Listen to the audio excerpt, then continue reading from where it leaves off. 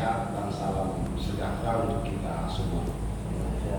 Yang saya hormati para pejabat TNI dan Polri yang hadir dalam pertemuan ini, pejabat dari Kejaksaan Negeri Kepulauan Manado yang hadir pada kesempatan ini, para tokoh masyarakat yang hadir, yang saya hormati Ketua Tim Rekonsiliasi dan Koordinator Stunting yang hadir bersama kita pada kesempatan ini, yang saya hormati Wakil Ketua Tim Penggerak PKK Kabupaten Timur Tengah Utara, yang saya hormati Koordinator Manajer Satgas Stunting dan tim, juga para pejabat sekaligus pejabat dari BKKBN Provinsi Nusa Tenggara Timur yang hadir pada kesempatan ini, para pimpinan OPD dari Pemda Kabupaten Timur Tengah Utara yang hadir,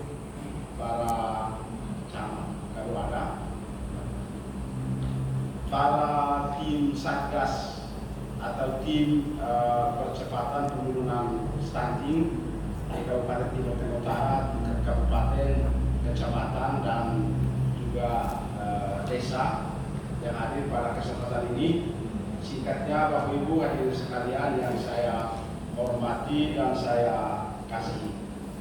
Pada tempat pertama, mari kita sama-sama bersyukur, berterima kasih kepada Tuhan Yang Maha Kuasa karena hari ini kita bisa bertemu bersama di tempat ini dalam keadaan sehat, tak kurang suatu apapun, untuk lagi-lagi berbicara tentang stunting. Tadi atau pertemuan ini diberi tema rekonsiliasi stunting khusus untuk tingkat Kabupaten Timur Tengah Utara. Untuk itu yang pertama saya menyampaikan terima kasih kepada tim rekonsiliasi dan koordinator stunting tingkat provinsi Nusa Tenggara Timur yang hadir bersama kita pada kesempatan ini untuk kita menyamakan persepsi, menyatukan pandangan, menyatukan langkah dalam mengatasi stunting di Kabupaten Timur Tengah Utara. Terima kasih juga kepada tim percepatan stunting di Kabupaten Timur Tengah Utara, di tingkat kecamatan, tingkat desa yang telah bekerja keras untuk menurunkan angka stunting di Kabupaten Timur Tengah Utara. Sejak 2018, stunting ini terus menurun di Kabupaten Timur Tengah Utara. 2018 saya tidak salah itu 51 lebih persen. Lalu pada 2022 penimbangan Agustus kemarin, stunting kita turun menjadi 24,4%. 24 pada penimbangan bulan Agustus kemarin. Ini semua tentu kerja keras dari kita semua. Memang angkanya tinggi, tapi persentase penurunannya besar. Sehingga disebutkan kalau di Indonesia NTT urutan ke-5, NTT ini stunting, di Nusa Tenggara Timur TTU urutan ke-3. Urutan ke-3 stunting terbesar karena dari 24,4% masih 6 ribuan lebih anak yang stunting, yang harus kita kerja keras untuk menormalkan mereka, untuk menjadikan mereka anak-anak yang sehat secara fisik. Dan untuk persentase penurunan yang besar itu, sekaligus sekali lagi saya menyampaikan terima kasih kepada semua saja yang telah bekerja keras untuk itu. Yang pertama tadi itu tim percepatan stunting, lalu kemudian juga tentu dinas-dinas terkait dan para bapak angkat yang telah bekerja keras untuk menurunkan angka stunting di Kabupaten Timur Tengah Utara. Bapak Ibu dan saudara-saudari yang saya hormati, melihat kondisi ini tadi sampaikan secara nasional juga masih tinggi. Memang pemerintah negara Republik Indonesia sampai pusat sampai di daerah-daerah selama ini sangat pusing mengatasi masalah. Ada banyak masalah yang menjadi penyakit di Republik ini. Kembali tahun-tahun terakhir kita sangat dipusingkan dengan narkoba. Narkoba ini salah satu penyakit nasional yang harus diatasi. Narkoba belum selesai datang berbagai hal yang berhubungan dengan radikalisme, ajaran-ajaran yang sangat mengganggu keharmonisan hidup bersama di Republik ini. Ini juga salah satu penyakit besar yang dihadapi oleh pemerintah Republik Indonesia, sampai kita tingkat daerah juga sangat direpotkan oleh urusan-urusan seperti itu. Selain itu ada juga HIV/AIDS. HIV/AIDS ini juga penyakit nasional, penyakit besar yang juga menjadi momok sangat menakutkan bangsa ini ke depan. Di Kabupaten Timur Tengah Utara, begitu kita sibuk urus COVID dan urus stunting, HIV/AIDS naik. Ini harus membuat kita banyak berpikir untuk berpikir secara holistik. Tidak bisa kita melihat satu kasus lalu kita fokus lalu mengabaikan yang lain. Ini memang buat kita tidak mudah. Sementara itu naik, HIV/AIDS naik, datang berbagai badai. Sampai ada yang tanya saya, badai serosa itu apa? Yang sampai sekarang belum bisa. Serosa itu serangan roh jahat. Dari roh jahat ada serang kita sehingga ada banjir, ada longsor dan lain sebagainya. Dia bilang, ya kalau serangannya roh jahat, berarti upaya penanganannya tidak bisa hanya dengan buat lonjong, hanya bisa dengan bagi-bagi beras dan lain sebagainya. Tetapi kalau serangan roh jahat, maka upaya untuk menghalau roh jahat itu adalah para dukun. Maka harus meningkatkan peran serta para dukun. Ini masalah-masalah. Sementara masalah-masalah seperti itu muncul, lalu sekarang kita dihadapkan lagi dengan stunting. Ini juga masalah yang tadi kalau Indonesia urutan kelima, artinya pandangan negara-negara maju, begitu orang Indonesia pikirannya ke stunting. Kalau TTI urutan ketiga, begitu orang NTT dan TTU pasti pikirannya stunting. Lalu kalau orang berpikir tentang stunting, Bapak Ibu, ikutan dari itu adalah pikiran yang negatif. Kalau stunting, jelas pasti kualitas manusianya rendah, baik fisik, mental, dan intelektual, pasti rendah. Dan ini gambaran orang luar terhadap kita. Dan kalau orang OTT stunting urutan 3, jangan pikir hanya stop stunting, Bapak Ibu. Begitu orang stunting, maka pikiran negatif yang menyusul itu adalah hal-hal yang negatif, yaitu tentang kualitas SDM. Lalu pasti orang TTU SDM-nya seperti ini, kurang cerdas, lalu makan tidak cukup, sehingga stunting. Segala yang buruk itu akan ikut serta.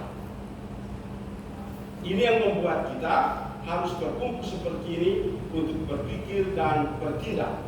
Apa yang harus kita lakukan, apa yang harus kita buat untuk stunting. Karena bukan soal menyelesaikan stunting, tetapi pikiran-pikiran negatif tadi itu mencari solusi untuk mengatasi stunting, bukan stunting ansih, tetapi penyebab akar masalahnya itu apa.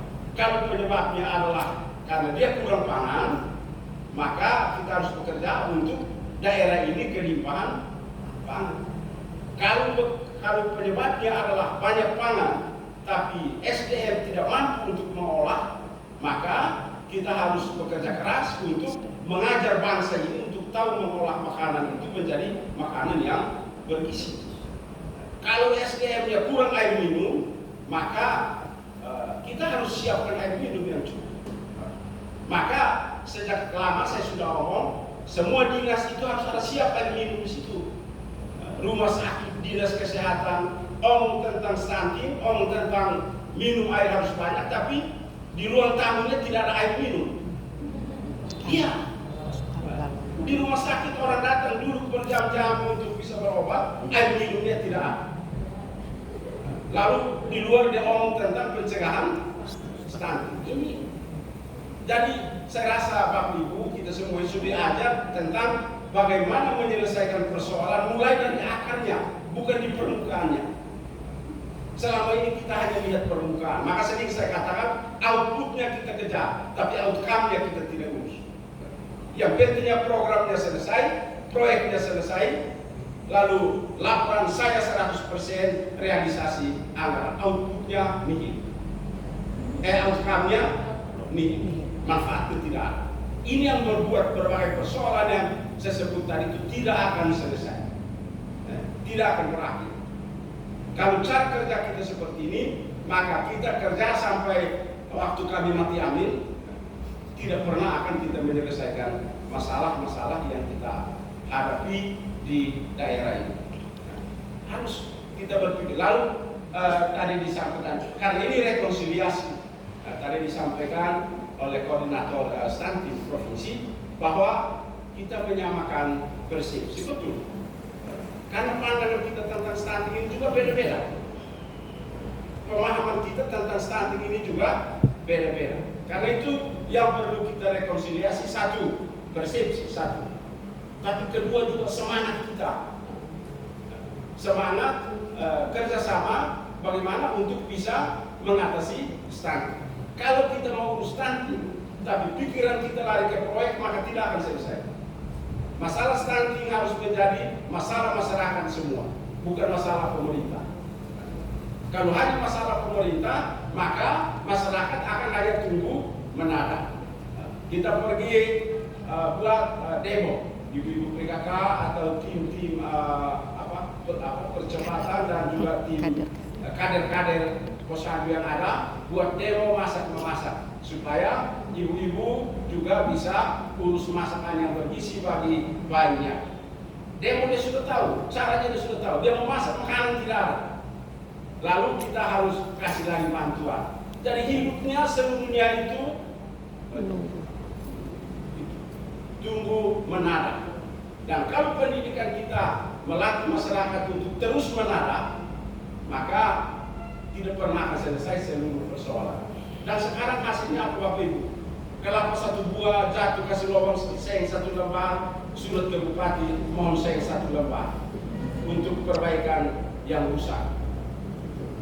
Bilang jatuh atau pisang jatuh sana di tembok kotor minta cek. Ini mental apa mulai seperti ini? Yang salah siapa? Program-program kita yang kita buat membentingkan bantuan dan lain sebagainya, akhirnya menyiapkan masyarakat untuk pemberdayaannya tidak ada. Kita lebih banyak memperdayakan daripada memberdayakan. Ini perlu dalam rekonsiliasi ini kita lihat bersama. Sehingga nanti tentang mengatasi stunting harus secara holistik. Omong stunting juga tidak bisa hanya anak 1000 hari kehidupan. Bisa. Nanti bulan Agustus kita timbang, bulan Februari baru kita timbang lagi. Waktu bulan Februari kita timbang, banyak anak baru sudah ada. Coba ini mulai sampai di malam juga nikah masih banyak. Berkat nikah pesta di mana-mana, dan mulai Maret April itu pegawai pencatatan sipil sibuk untuk buat akte kelahiran. Dan waktu itu kita timbang, kita juga akan lihat. Kalau ibu-ibu hamil kita tidak urus, maka waktu itu pasti stuntingnya juga akan tinggi. Bapak-bapak desa saya sudah minta mereka, siap kepala desa harus hafal Orang hamil di daerah berapa? Proses hamil itu tidak setahun. Tetapi waktu dia hamil kau harus tahu ada berapa, karena itu nanti sudah menjadi urusan pemerintah. Apalagi waktu dia lahir. Waktu dia lahir itu kan bidan desanya mulai sibuk, apa semua untuk sibuk dan semua. Sehingga ini juga harus dilihat. Sehingga pengatasan stunting bukan saja pada anak stunting, tetapi juga pada ibu-ibu hamil dan ibu-ibu menyusui harus kita perhatikan. Kalau dia anak dalam kandungan itu sudah ada makannya cukup, ibunya makan cukup, bergizi, maka anaknya lahir juga pasti muka agak baik sedikit. Tapi kalau anak dalam kandungan ibunya penuh persoalan, ibunya penuh masalah, mukanya merenggut terus, sejak lahir anak juga merenggut. Itu biar tuh gosok dia, itu faham mantu saja ada. Dia sudah bersih. Kan memang dia lahir itu. Dia di sekolah guru terangkan setengah mati masalah, dia buka merenggut terus. Guru bilang, you understand, you mengerti. Nah, lalu yang lain bilang tidak, memang dia begitu. Karena sejak hamil kita tidak perhatikan. Kalau memang pembuahan itu pertama itu adalah pembentukan otak, pembentukan kepala, maka ibu hamil harus sudah diperhatikan. Nah, kita di titik ini juga mungkin dari soal karena banyak orang yang kawin mendadak. Karena kawin mendadak tidak ada persiapan untuk nikah, lalu begitu anak lahir mau pakai apa, mau makan apa, mau minum susu apa. Lalu dia pun bapak minta dia pun mama bantu, dia bilang kasih tinggal dasar untuk anak, dan nanti dia lahir mau pakai apa. Ini kan coba cek banyak kita karena orang nikah kita terlalu membiasakan dengan urus dia mulai dari tempat tidur sampai periuknya juga orang tua urus, lalu dia sendiri tidak mandiri, akhirnya anaknya ya hasilnya seperti yang kita ini dari persoalan. Selain tadi rekonsiliasi persepsi, semangat, dan juga mungkin budaya. Budaya kita yang ada harus budaya satu gotong royong untuk itu harus diangkat kembali. Kemarin beberapa kepala desa saya dapat masukan bagus dari Ngada. Dan kalau ada pesta di desanya, salah satu 2-3 kilogram daging dikasih ke kader untuk bisa masak untuk kasih anak stunting juga makan. Dan sampai kita pesta makan sampai buang daging, sementara anak stunting di tetangga tidak dapat makan. Ini kebiasaan harus dibangun kembali sehingga masalah stunting bukan masalah pemerintah, tetapi juga masalah masyarakat, masalah kita semua. Yang harus mengatasinya persoalan kita semua. Ada kampung, ada keluar orang yang tidak makan ikan, pegang ikan saja barang gatal semua. Atau ini ada yang dari Insan Utara, dari Wini ada. Itu pantai ikannya banyak, tetapi dia juga stunting tinggi. Karena ikannya mereka jual bagian habis di lewat, pulang bawa super mie. Ini akhirnya hasilnya seperti ini. Orang di tempat yang jauh yang makan ikan baik, lalu kemudian yang jual ikan, ini juga masalah kebiasaan, masalah budaya yang harus kita perhatikan. Ada misalnya sekarang NTT Gubernur kencang memproklamasikan kelor di mana-mana. Tetapi ini ada satu sekolah yang datang lapor, orang tua dari satu kampung datang lapor bahwa ini kepala sekolahnya karena itu paksa anak harus tanam kelor keliling sekolah untuk menjadi sumber makanan yang bergizi, tetapi di kampung itu orang tidak makan kelor. Lalu akhirnya anak-anak takut tidak di sekolah semua. Solusinya bukan tanam kelor, tapi kepala sekolahnya harus dipindahkan. Coba ya, datang minta kepala sekolah harus dipindahkan karena suruh orang tanam kelor. Ini tidak tahu yang benarnya ada di mana. Banyak persoalan. Jadi ini kalau om tentang stunting ini, saya biasanya agak semangat sekali, pasti lari lewat jam. Sehingga saya mau menyampaikan kepada kita semua dalam rekonsiliasi ini, mari kita menyamakan berbagai aspek. tadi persepsi, budaya, semangat kita untuk kita kerjasama yang baik untuk sama-sama mengatasi stunting di daerah kita di Kabupaten Timur Tengah Utara, supaya kalau boleh target nasional itu harus berapa 14%. 14%. Kita ini 24, tidak tahu nanti mau turun berapa. Wartawan tanya, saya juga bingung jawab. Sehingga saya bilang, ya pokoknya nanti 1 digit. Nah, 1 digit yang banyak, pokoknya nanti begitu besar.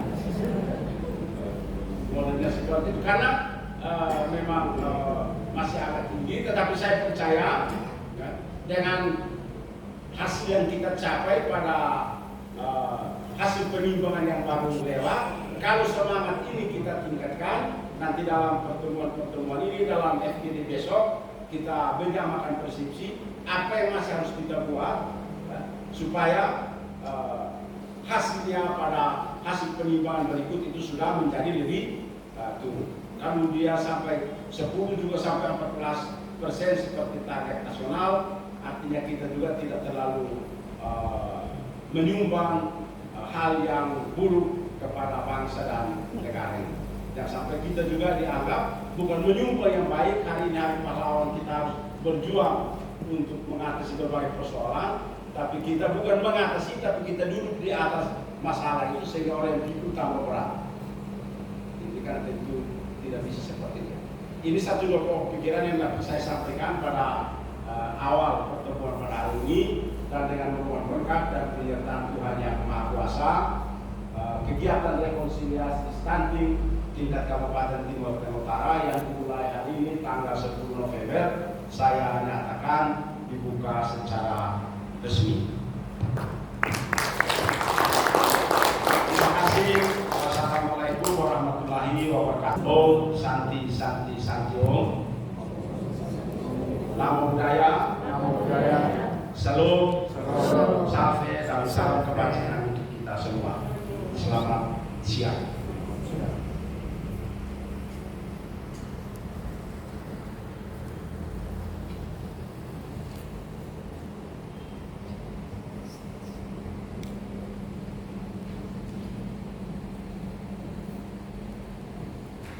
Terima kasih kepada Wakil Bupati Timur Tengah Utara yang telah memberikan sambutan dan juga membuka secara resmi siang hari ini.